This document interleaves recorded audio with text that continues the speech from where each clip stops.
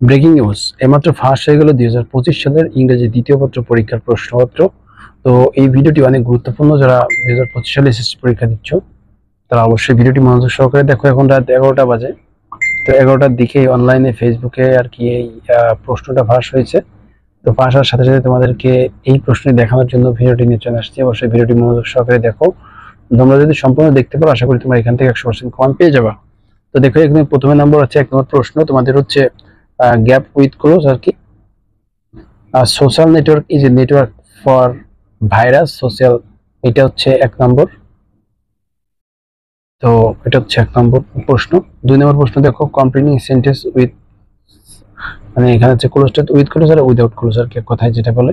তো এখানে দেখো dash look dangerous to reach the top, very few number of people can, এই যে এটা হচ্ছে 2 নম্বর প্রশ্ন।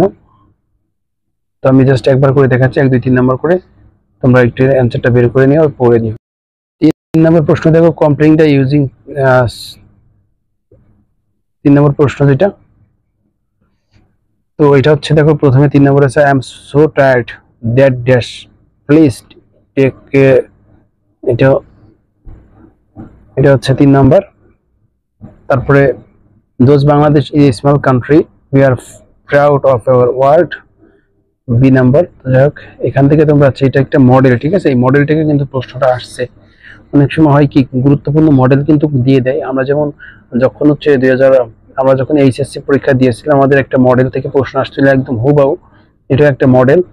এই মডেল থেকে কিন্তু প্রশ্নটা আসছে। কোন বোর্ডের প্রশ্ন সেটা তোমাদেরকে বলে দেবে, এবং সকল বোর্ডের জন্য যে প্রশ্নটা আছে রিটেন সাইডের সেটাও তোমাদেরকে দেখাই দেবো। অবশ্যই এই ভিডিওটি মনোযোগ সহকারে দেখো। 4 নম্বর প্রশ্ন দেখো, take the fill gaps with correct right form আর ভার্ব, স্টুডেন্ট আর এ, এই যে এটা হচ্ছে 4 নম্বর প্রশ্ন। স্টুডেন্ট, এই যে এটা হচ্ছে 4 নম্বর, স্টুডেন্টস গেট 4 নম্বরের প্রথমে, ঠিক আছে। এই নম্বর দেখো অ্যাডমিট, এখানে কি হবে। তারপর হচ্ছে 5 নম্বর প্রশ্ন, চেঞ্জ দ্য ন্যারেশন স্টাইলিস্ট, তো প্রথমে দেখো a man lot is a forest, a man lost in a forest say another man and, এইটা হচ্ছে তোমাদের হচ্ছে narration, narrative style of using direct speaks।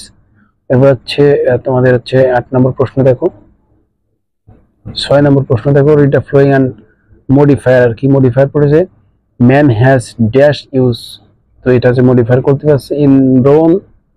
তো প্রথমে আছে ম্যান হ্যাজ ড্যাশ, ঠিক আছে, দেখে নাও। এবার 7 নম্বর কোশ্চেন দেখো, 7 নম্বর হচ্ছে প্রথমে জুকস ফুড ইজ ভেরি পপুলার নাওএডেজ, এটা 7 নম্বর। 8 নম্বর প্রশ্ন দেখো, সিনোনিম অ্যান্টোনিমস, সিনোনিম অ্যান্টোনিমস, এটা দেখো এখানে প্রথমে একটা সিনোনিম দিয়েছে কমান, তারপর হচ্ছে এরকম ভাবে দেওয়া হয়েছে। তো এখানে যাই হোক মূলত এখানে হচ্ছে কমানের অ্যান্টোনিমস। বি নম্বর দেখো ক্লেমিটিস এর সিনোনিমস, ভায়োলেন্সের সিনোনিমস, ডিপের অ্যান্টোনিমস, ইনসাইডের অ্যান্টোনিমস। এফ নম্বর সেন্স এর সিনোনিমস, জি নম্বরে occur synonyms, active antonyms, active হচ্ছে বিপরীত শব্দ কি, ডিঅ্যাক্টিভ, ঠিক আছে, একদমই সহজ। যাই হোক সিনোনিম অ্যান্টোনিমসটা কিন্তু সহজ আছে যদি তোমরা মানে জানো। এরপর হচ্ছে 9 নম্বর প্রশ্ন দেখো, 9 নম্বর হচ্ছে পাঞ্চুয়েশনস।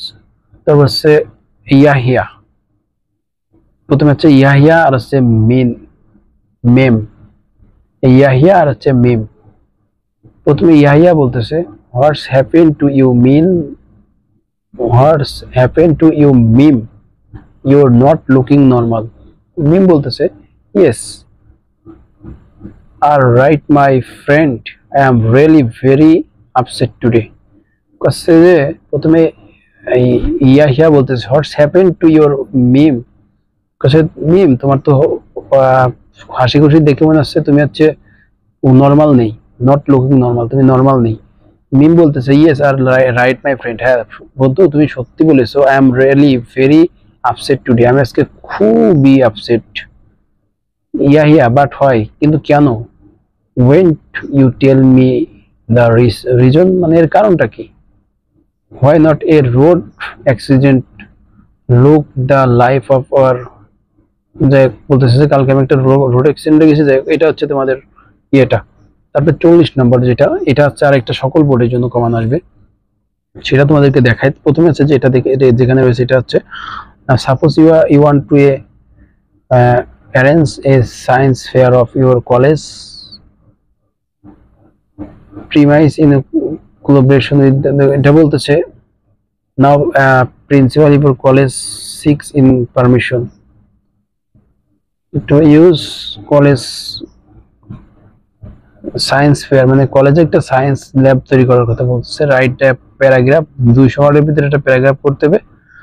তো globalization and a modern technology, globalization and modern technology.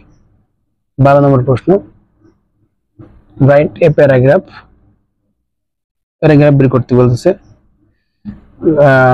Cutting of trees, cutting of trees, ঠিক আছে। বোর্ডের জন্য এটা হচ্ছে তোমাদের রিটেন সাইডের ইংরেজি। এখান থেকে তোমরা যদি সকল বোর্ডের 100% কমান চলে আসবে, ঠিক আছে। তো প্রথমে দেখো ইংরেজি ল্যাঙ্গুয়েজ ক্লাব বা ডিবেটিং ক্লাব, কম্পিউটার ক্লাব, এই ক্লাব নিয়ে কিন্তু একটা প্রশ্ন আসেই তোমাদের ফর্মাল রেটার, ঠিক আছে। The permission go down student tour, মানে স্টুডেন্ট ট্যুর নিয়েও একটা প্রশ্ন আসে। তবে এই যে এই library club, debating club, sitting hostel, এই ধরনের প্রশ্ন কিন্তু আসে, মানে তো এই একটা থেকে কিন্তু এক গাদি লেখা যায়। সিস্টেমটা কিন্তু তোমরা একটু জেনে নিও।